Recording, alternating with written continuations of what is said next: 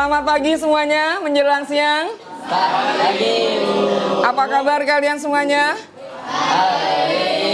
Ya, sehat semuanya? Sehat. Oke, sudah dipastikan bahwa meja kursimu sudah dalam keadaan bersih semuanya? Coba lihat dulu, kalau masih ada kotorannya silakan dibuang ke depan. Tuh ada yang kotor tuh, Bu ini udah nunjuk-nunjuk. Ayo, dibuang dulu sampahnya. Dibersihkan dulu sebelum Ibu absen.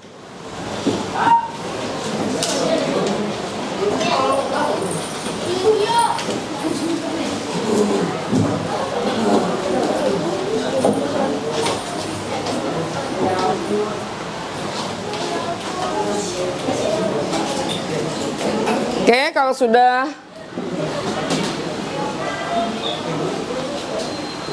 bersih semuanya?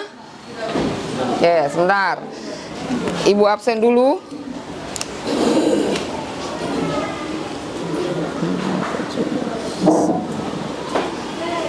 Ya, Abdul Hanafi.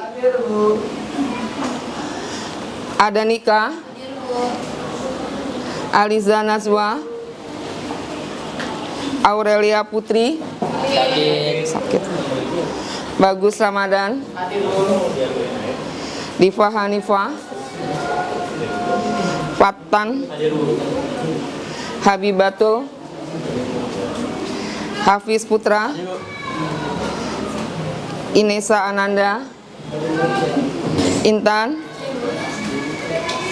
Kaila Arfa. Kire. Kileksa. Luis. Nisila. Muhammad Firzi. Naila Azara. Nazla. Naila Sinta. Nesa Saskia. Nida Fauzia. Novita Gania. Radif. Ramadan. Rasya. Revina. Rena Aulia. Salsabila. Saskia Edia. Cynthia. Syahara. Saskia Kirani. Jenira. Julfa Salsabila. Ya, perhatikan semuanya. Minggu yang lalu Ibu sudah menjelaskan tentang upaya mempertahankan kemerdekaan. Sebelum Ibu kembali memberikan penjelasan tentang upaya mempertahankan kemerdekaan lebih dalam lagi, Ibu akan memberikan beberapa pertanyaan kepada kalian. Oke, Kire mana Kire? Kamu? Ya, coba kamu jelaskan upaya apa saja yang dilakukan oleh bangsa Indonesia dalam rangka mempertahankan kemerdekaan. Ya, upaya apa saja yang dilakukan oleh bangsa Indonesia dalam rangka mempertahankan kemerdekaan.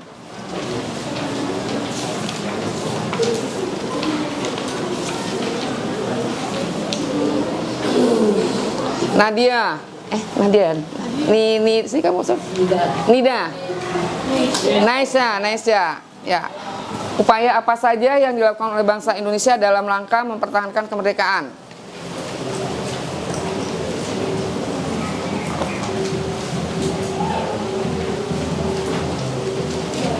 Siapa yang tahu? Hanafi. Menurut kamu, upaya apa saja yang dilakukan oleh bangsa Indonesia dalam rangka mempertahankan kemerdekaan? Ya, Hafiz. Jadi upaya dari Indonesia untuk mempertahankan kemerdekaan itu ada dua. Satu itu dengan cara bersenjata. Contohnya aja itu ada pertempuran Medan Area atau pertempuran Ambarawa. Terus juga yang kedua itu ada secara diplomasi atau perundingan. Contohnya aja itu ada perundingan Linggarjati sama perundingan Renville. Ya, ada lagi yang bisa? Ada lagi yang bisa? Ya, benar ya yang dikatakan oleh Hafiz dalam rangka bangsa Indonesia mempertahankan kemerdekaan, ada dua upaya. Upaya yang pertama adalah dengan kekerasan senjata. Bangsa Indonesia melawan dengan berbagai upaya mempertahankan kemerdekaan. Hal ini terbukti dengan adanya pertempuran Medan Area, pertempuran Bandung Lautan Api, pertempuran Surabaya, dan lain sebagainya. Ini adalah upaya-upaya yang dilakukan oleh bangsa Indonesia dalam rangka mempertahankan kemerdekaan.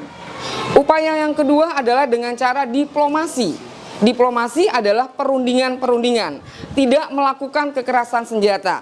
Dimulai dengan perundingan Linggarjati misalnya, kemudian perundingan Renville, kemudian perundingan Rumroyen, perundingan antar Indonesia, perundingan terakhir adalah konferensi meja bundar. Semuanya sudah dijelaskan dan kalian juga kemarin sudah melakukan berbagai bentuk penampilan yang sudah dieksplor oleh kalian dalam bentuk games, dalam bentuk permainan. Kemudian dalam rangka mempertahankan kemerdekaan, upaya yang dilakukan Indonesia seperti kekerasan senjata misalnya saja, itu kan ketika bangsa Indonesia merdeka, bangsa Indonesia tidak uncang-uncang kaki. Ada gangguan dan hambatan, baik yang datangnya dari dalam negeri sendiri maupun yang datangnya dari luar negeri. Dari luar negeri, contohnya apa? Yang pertama kali apa? Agresi militer Belanda pertama. Bukan itu dulu. Yang pertama kali adalah apa?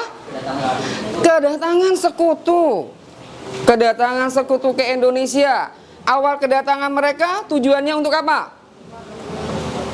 Tujuannya untuk apa? Tujuan sekutu datang ke Indonesia untuk apa? Membebaskan tawanan perang Jepang yang ada di Indonesia, yang kemudian mengembalikan mereka ke negaranya.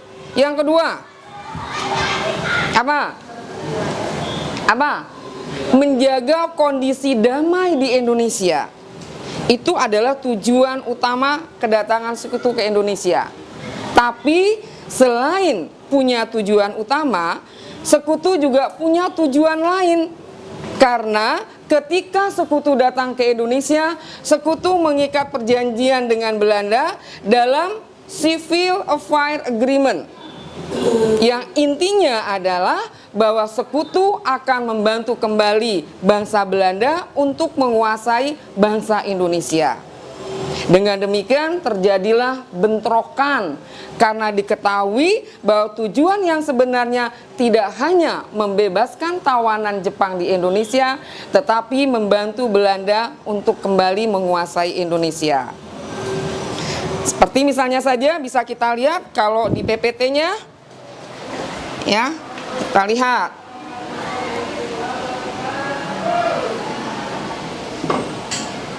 Kalian perhatikan penjelasan Ibu, upaya perjuangan mempertahankan kemerdekaan Indonesia.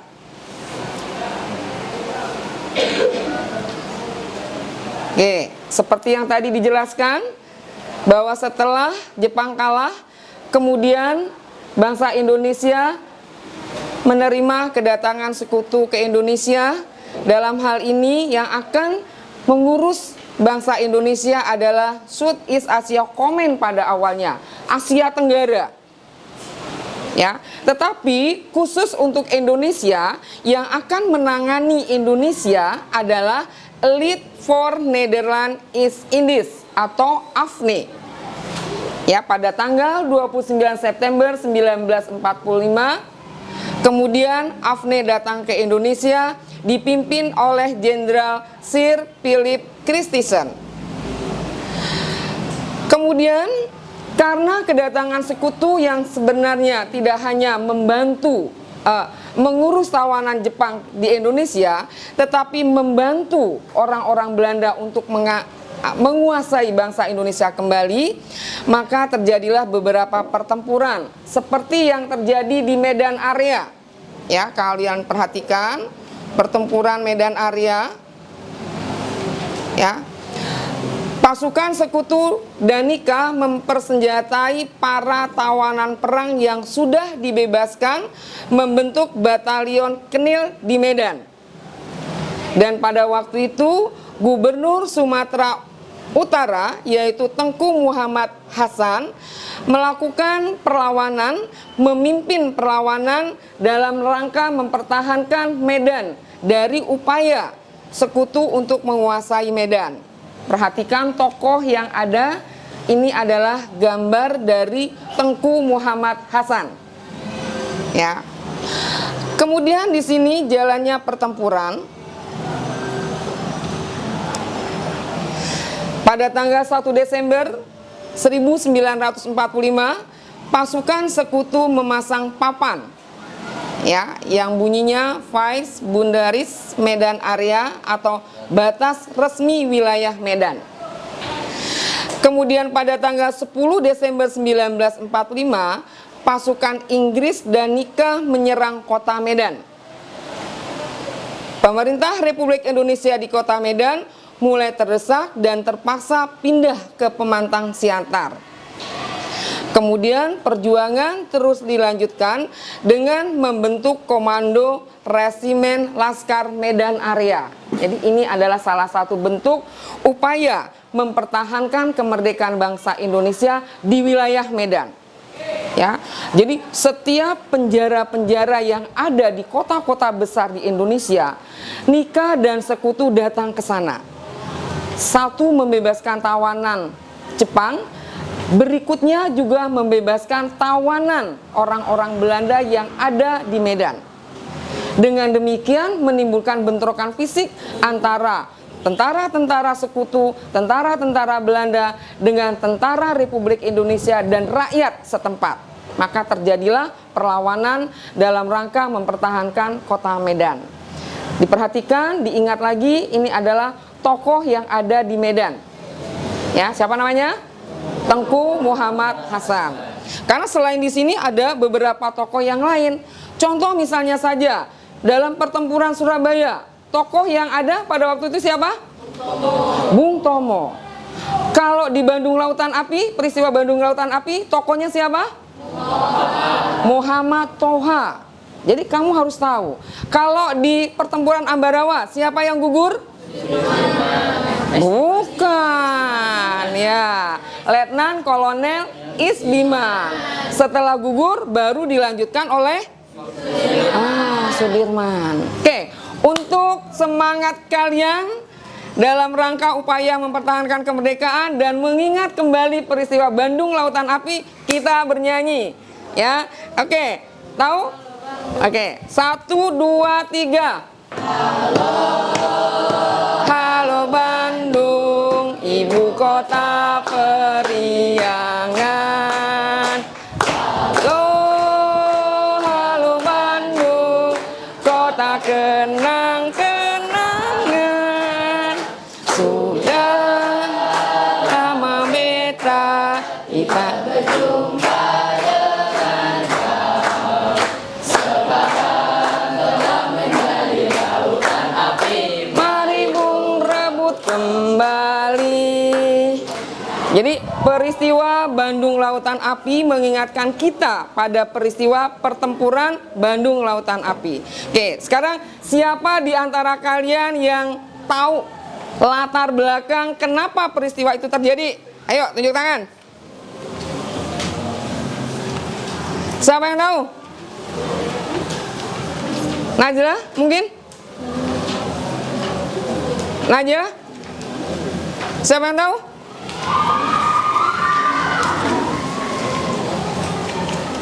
Yuk, bagus. Peristiwa Bandung Lautan Api secara singkat aja. Mencegah apa? Mencegah sekutu untuk membangun markas yang ada di Bandung, di kota Bandung. Mencegah agar sekutu tidak memanfaatkan kota-kota gedung-gedung yang ada di kota Bandung untuk dijadikan markas sekutu. Ya. Nah, jadi awalnya sekutu meminta kepada rakyat dan tentara yang ada di kota Bandung bagian utara, ya, untuk mengosongkan kota Bandung. Itu awalnya. Nah, pada awal pertama rakyat Indonesia menolak. Karena ini adalah seruan dari ultimatum dari sekutu.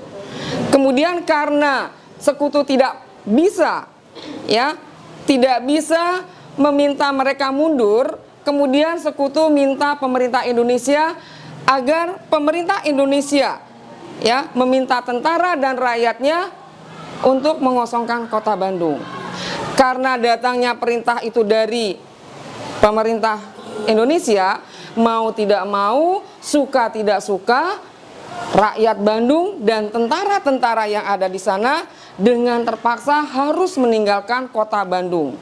Yang sebelumnya mereka membumi hanguskan kota Bandung dengan tujuan bahwa kota atau bangunan-bangunan yang ada di Bandung bagian utara tidak bisa dimanfaatkan oleh sekutu. Maka untuk melihat bagaimana pembuktian gambaran rakyat Indonesia terhadap Bandung Utara ya kemudian diabadikan dalam lagu kebangsaan nasional Indonesia yaitu Halo Halo Bandung. Di sana tersirat ya, kota kenang-kenangan, sudah lama beta kita tidak berjumpa. Ya, mari Bung kita rebut kembali. Ya, itu adalah peristiwa Bandung Lautan Api. Nih, pertempuran di Bandung, perhatikan. Ya. Pada tanggal 12 Oktober 1945, pasukan sekutu yang diboncengi Nika tiba di kota Bandung. Kemudian menuntut semua senjata yang telah dilucuti diserahkan kepada sekutu. Jadi ketika Jepang kalah, kemudian tentara-tentara kita melucuti senjata-senjata Jepang, diambil oleh tentara kita. Nah, oleh sekutu maunya tentara-tentara kita menyerahkan kembali senjata yang sudah diambil oleh mereka, dikembalikan kepada sekutu. Tapi kan hal ini tidak mungkin. Karena senjata ini bisa dijadikan modal bagi tentara kita untuk apa? Untuk apa? Untuk perang jika terjadi perang antara sekutu dengan Jepang sendiri, antara Indonesia dengan sekutu, antara Indonesia dengan Belanda. Kemudian di sini jalannya pertempuran pada tanggal 21 November 1945, TKR dan para laskar perjuangan melakukan serangan di Hotel Homan dan Hotel Pringer. Sekutu mengultimatum agar Bandung bagian utara dikosongkan dari penduduk Indonesia termasuk TKR. Yang kedua, pada tanggal 23 Maret 1946, sekutu kembali mengeluarkan ultimatum. Nah, barulah ultimatum yang kedua, tentara kita keluar dari kota Bandung yang kemudian mengeluarkan strategi bumi hangus. Artinya kota Bandung bagian utara dibakar supaya tidak bisa dimanfaatkan oleh sekutu. Kemudian Bandung Selatan juga akhirnya berhasil dikosongkan dari penduduk dan tentara Republik Indonesia. Sementara itu mati. Ya. Oke, jadi itu ya. Ada yang mau ditanyakan? Jelas? Oke. Kemudian selain ada Bandung Lautan Api, kita lihat Surabaya. Ya, pertempuran Surabaya. Oke. Setelah ke Bandung, kemudian kita jalan-jalan ke Surabaya. Nah, di sini ada pertempuran Surabaya. Dimulai pada tanggal 27 Oktober 1945, pasukan sekutu merebut instansi-instansi penting. Pokok kalau ada gedung-gedung, instansi-instansi apa saja yang penting itu diambil oleh sekutu untuk dijadikan markas mereka.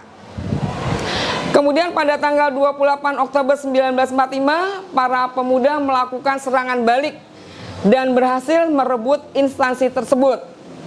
Dan pada tanggal 30 Oktober 1945, Brigadir Jenderal Malabi pada saat dia melakukan patroli kemudian ditemukan tewas. Jadi tertembak pada saat dia melakukan patroli.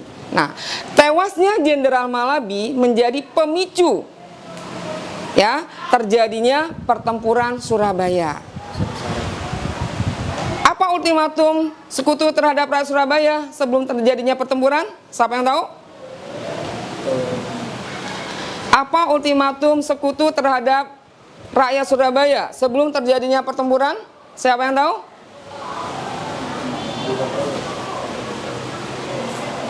Ayo, siapa tahu?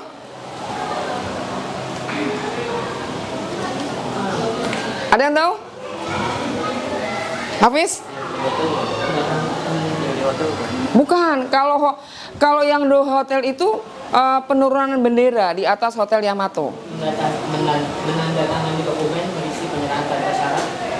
Terus? Dan kalau para pemuda menyatakan segera berakhir senjata sambil membawa bendera putih sebagai tanda menyerah. Iya. Jadi ultimatumnya adalah bahwa pemuda-pemuda harus menyerahkan senjata-senjata. Kemudian apabila mereka yang tidak memiliki senjata harus berjalan jongkok dengan tangan di atas kepala sebagai tanda menyerah. Ultimatum ini datang pada tanggal 9 November dan harus berakhir pada pagi hari. Ya kan? Nah, akhirnya ultimatum itu diabaikan, tidak diindahkan oleh rakyat Surabaya. Dengan demikian, akhirnya rakyat Surabaya digempur habis-habisan dari berbagai arah. Dari arah udara, kemudian laut, darat. Kurang lebih sampai 3 minggu rakyat Surabaya harus menghadapi tentara-tentara sekutu dalam perang pertempuran di Surabaya.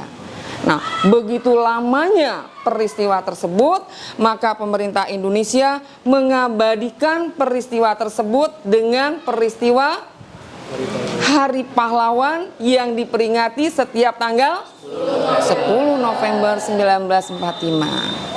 Oke, sampai di sini ada yang mau ditanyakan? Ada yang mau ditanyakan? Sudah jelas semuanya? Sudah? Oke, kalau sudah jelas, coba Ibu mau tanya. Radif, dalam peristiwa pertempuran Surabaya, tokoh yang muncul dalam pertempuran tersebut siapa?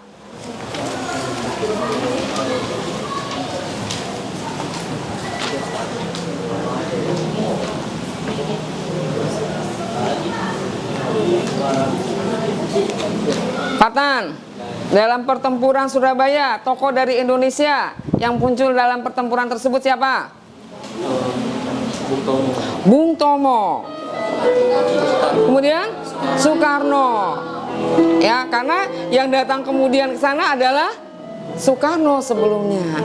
Tapi yang muncul dalam pertempuran itu yang menggelorkan rakyat Surabaya dengan apa?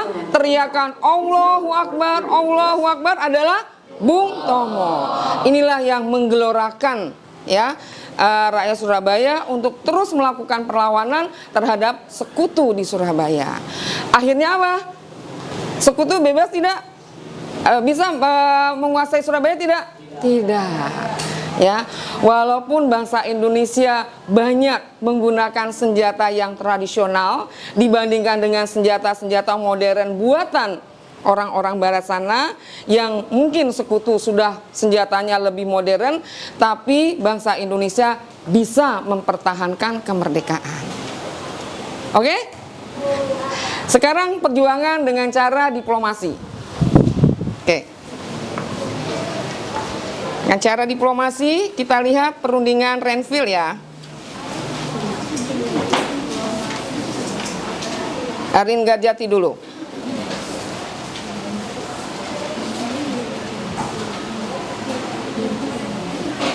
Oke, seperti yang tadi Bu katakan bahwa dalam upaya mempertahankan kemerdekaan ada dua upaya yang dilakukan oleh bangsa Indonesia. Yang pertama adalah dengan kekerasan senjata, dengan dilakukan berbagai macam pertempuran dalam upaya mempertahankan. Yang kedua adalah dengan cara diplomasi. Diplomasi ini adalah dengan cara perundingan. Ini perundingan yang dilakukan di Indonesia dengan sekutu, dengan Belanda.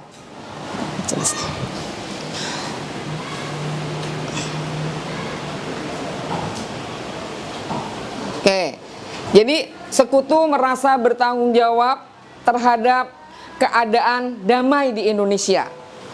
Maka sekutu mengajak Indonesia dan Belanda untuk melakukan perundingan. Di sini ada perundingan Linggarjati yang dimulai pada tanggal 10 November 1946. dan ditandatangani perundingan tersebut pada tanggal 25 Maret 1947. Ingat ya, antara penandatanganan sama dimulainya perundingan tidak sama.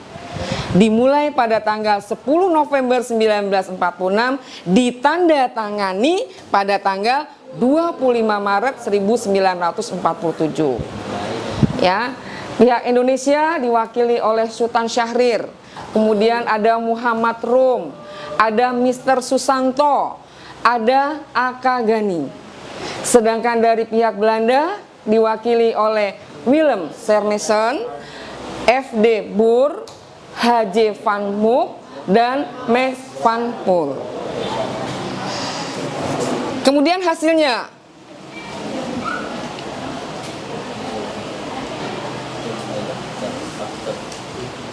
Ya, hasil perundingan tersebut adalah, perhatikan, Belanda mengakui wilayah Indonesia secara de facto meliputi Jawa, Sumatera, dan Madura. Dan Belanda harus meninggalkan wilayah-wilayah tersebut paling lambat 1 Januari 1949. Yang kedua, Indonesia dan Belanda bekerja sama membentuk negara serikat dengan nama Republik Indonesia Serikat. Yang ketiga, RIS dan Belanda akan membentuk Uni Indonesia Belanda yang diketuai oleh Ratu Belanda. Pertanyaannya, apakah Belanda kemudian menyetujui dan tidak mengingkari? Apa buktinya? Agresi militer Belanda yang pertama. Cuma aja gitu, kita udah bikin perundingan, tapi tetap aja pihak Belandanya itu masih aja melakukan suatu pelanggaran, mengingkari ya gitu. Oke, itu kan dari Hafiz. Coba dari yang perempuan, menurut kamu bagaimana penjelasan Ibu? Upaya yang dilakukan oleh bangsa Indonesia, apakah lebih efektif dengan cara kekerasan senjata atau lebih efektif dengan diplomasi? Siapa yang mau mewakili? Evaluasinya gimana? Refleksinya seperti apa? Mbak, kamu Mbak, coba Mbak. Kamu, menurut kamu kayak gimana? Refleksi dari penjelasan Ibu yang tadi.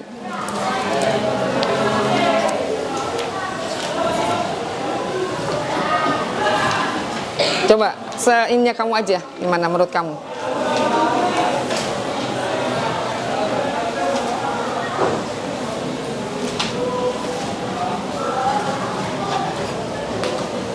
Boleh bertanya Ibu? Saya absen 38. Mohon maaf ya, supervisor tidak boleh bertanya, yang bertanya anak-anak. Supervisor lahirnya sebelum perjanjian. Pengen tahu boleh Bu? Silahkan, tentunya hanya memberikan refleksi saja Ibu. Ya, refleksi ya. Ya. Boleh ya Bu? Refleksi ya Bu. Ya. Ini refleksinya dengan bertanya. Ya.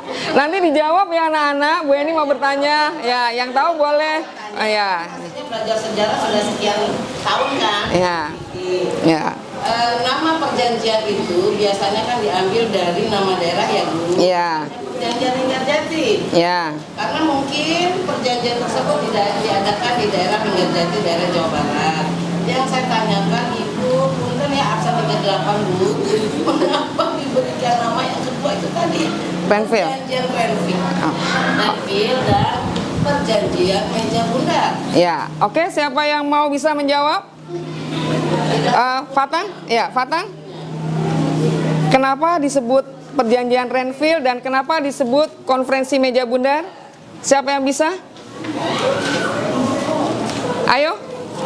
Silakan. Ya, bagus. Ya, bagus. Dari perjanjian Linggarjati pun Belanda masih mengingkari perjanjian tersebut, sehingga dilakukannya lagi perjanjian Renville yang juga Belanda mengingkari perjanjian tersebut dan juga sehingga PBB itu melakukan perjanjian konferensi Meja Bundar. Oh gini, kayaknya tidak sama deh dengan apa yang diinginkan sama Bu Heni. Bu Heni itu minta, kenapa kok namanya Renville? Kenapa kok konferensi Meja Bundar gitu kan? Ya, siapa? Fatan. Satu dulu. Ya Renville dulu. Ya. Karena KTN itu mengusulkan agar netral. Nah, apa sih dinamai perundangan Renville itu? Karena dari kapal Angkatan Laut Amerika Serikat yang bernama USS Renville. Nah, itu maksudnya. Terus langsung dinamai perundingan Renville. Nah, jadi Bu Heni, perundingan Renville itu dilaksanakan di atas geladak kapal USS Renville yang pada waktu itu sedang berlabuh di Tanjung Priok. Sehingga perundingan tersebut namanya perundingan Renville. Kemudian yang kedua, siapa yang bisa? Kenapa disebut meja bundar? Ayo.